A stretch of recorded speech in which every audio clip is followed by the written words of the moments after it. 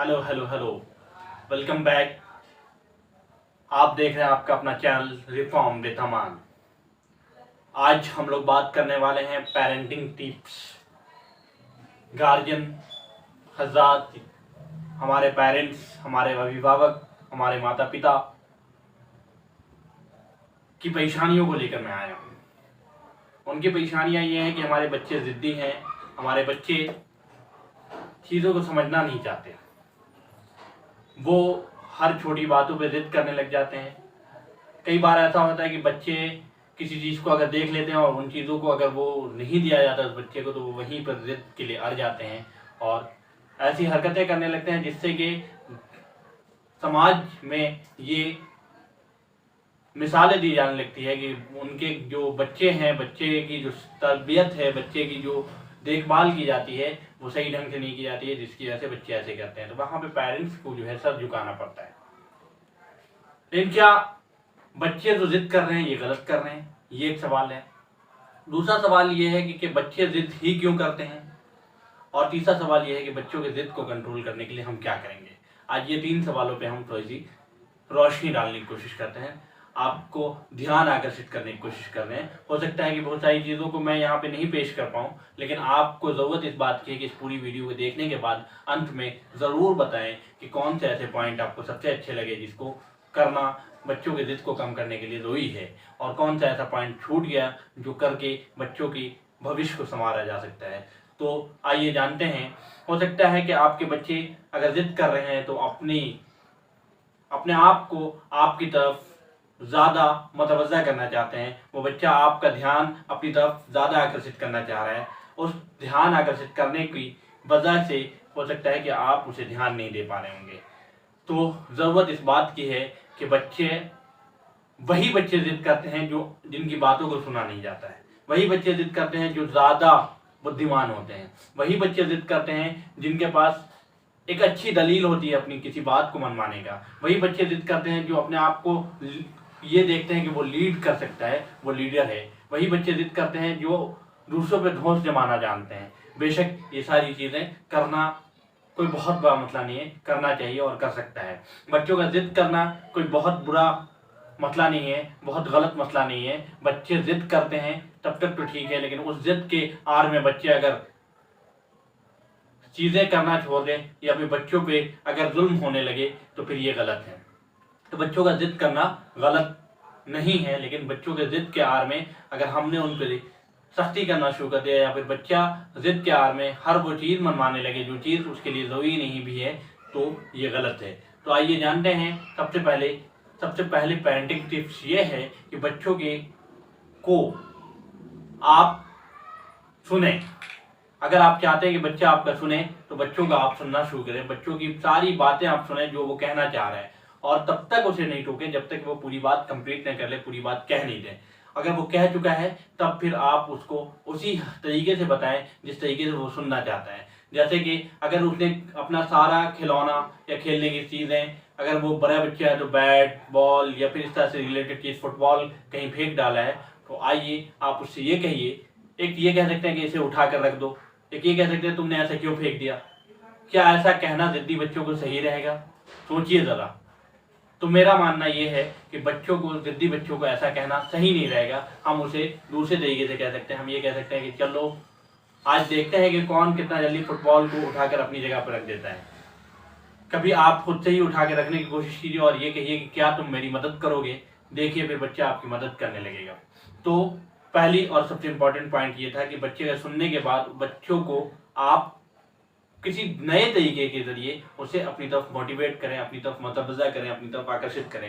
लेकिन अपनी तरफ आकर्षित करने के लिए पहले आपको उसकी तरफ आकर्षित होना होगा। दूसरा पॉइंट ये है कि बच्चों को आप हर वो चीज़ पे हम डांटने लगते हैं। क्या डांटना ज़रूरी है? बच्चों को डांटने से कहीं ज़्यादा ज़रूरी है कि बच्चे को समझाएं भी तब जब आपको लगे कि वो बच्चा उस चीज़ को करना चाह रहा है, उस चीज़ को देखना चाह रहा है। ये आप गौर करना शुरू करके बच्चा कर क्या रहा है, करना क्या चाह रहा है। हो सकता है कि कुछ बच्चे ऐसे होते हैं जो टीवी देखने का जिद कर रहे होते हैं हर वक्त, तो वो टीवी में देख क्या रहा है, उनमें क्या उसको फ़ायदा हो रहा है, उस चीज़ को देखिए और उसके हिसाब से, उसी के हिसाब से आप उस पर नियम और शर्तें लागू करिए, जिससे वो आपके करीब रहेगा और आपको सुनने की कोशिश करेगा, आपको देखेगा, आपको मानेगा। और सबसे आखिर और सबसे इम्पोर्टेंट पॉइंट ये है कि बच्चे को आप इस बात से परेशान रहते हैं कि बच्चा पढ़ना नहीं चाहता है। बच्चा पढ़ना नहीं चाहता है, ऐसा कैसे हो सकता है? सभी बच्चे पढ़ना चाहते हैं, सभी बच्चे अपने आप को लीड करना चाहते हैं, सभी बच्चे आगे बढ़ना चाहते हैं। वो बच्चा हो सकता है कि आप जिस तरीके से, जिस वक्त और जिस चीज़ों में, जिस माहौल में पढ़ाना चाह रहे हैं, उस माहौल में हो सकता है वो पढ़ना नहीं चाह रहा होगा। उसके हिसाब से उस माहौल को आप चेक कीजिए, उस माहौल के हिसाब से उसे ढालने की कोशिश कीजिए। फिर से वही बात है कि आप उस पर ऑर्डर नहीं कीजिए, आप उसको मोटिवेट करने के साथ साथ आप उसका साथ दीजिए। आप उसके साथ उसके इम्पोर्टेंट चीज़ में या फिर उसके जो पसंदीदा चीज़ है उसमें उसके साथ इन्वॉल्व होइए। धीरे धीरे वो अपनी उन चीज़ों में भी इन्वॉल्व होने लगेगा जिसमें उसे मन नहीं लगता है। बच्चे कब पढ़ना चाह रहे हैं ये ध्यान रखिए। तो ही नहीं है कि आप जब चाह रहे हैं तभी बच्चा पढ़े, जिस वक्त वो पढ़ना चाह रहा है उस वक्त आप पढ़ें और आप उसके हिसाब से वक्त दें। आप क्या करते हैं कि आप जो है बच्चों को पढ़ने के लिए ज़रूर कहते हैं, लेकिन हमने बच्चे के हिसाब से पढ़ना नहीं शुरू करते। हमें बच्चों के हिसाब से पढ़ना होगा, मतलब कि बच्चे के साथ बैठकर पढ़ना होगा। और एक और पॉइंट ये है कि बच्चे पर कभी भी इतना तेज झिड़के नहीं, इतना तेज डांटे नहीं कि आप उस पर जब भागने लगे तो ऐसा ना लगे कि आप खुद बच्चे बन गए हैं और आप उसे जब डांट रहे हैं तो उसे ऐसा एहसास होने लगे कि आप उसे बहस करने का निमंत्रण दे रहे हैं, बहस करने के लिए आप उसे तैयार कर रहे हैं। और अगर आप धोखे से भी उससे बहस करने लगे या फिर उसको डांटने लगे तो वो बच्चे जो जिद्दी होते हैं, वो बहुत समझदार होते हैं, बहुत बुद्धिमान होते हैं, वो आपसे बहस करने लगेंगे। तब फिर मसला हो जाएगा, तब फिर बच्चे और ज़्यादा चिड़चिड़े होंगे। तो आप बहस का मौका नहीं दें, आप अपना आपा नहीं खोएं, आप अपने आप को संभालें और चीज़ों को सुनने के बाद गौर करें और उसे मोटिवेट करें, ना कि उस पर आप झिड़कें।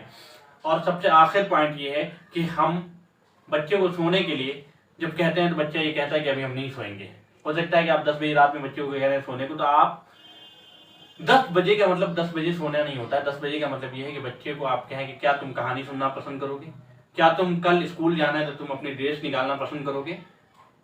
इन चीज़ों में उलझाएं उन्हें ऑप्शन दें, लेकिन बहुत ज़्यादा ऑप्शन भी नहीं दें। 1-2 ऑप्शन दें, उस ऑप्शन में वो लग कर थोड़ी देर मोटिवेट रहेगा, थोड़ी देर अपने उस काम को करने के लिए शायद के तैयार हो जाएगा। उसके बाद फिर उसको कहें कि चलो अब तो तुमने ये काम भी कर लिया, अब चलते हैं सोने के लिए।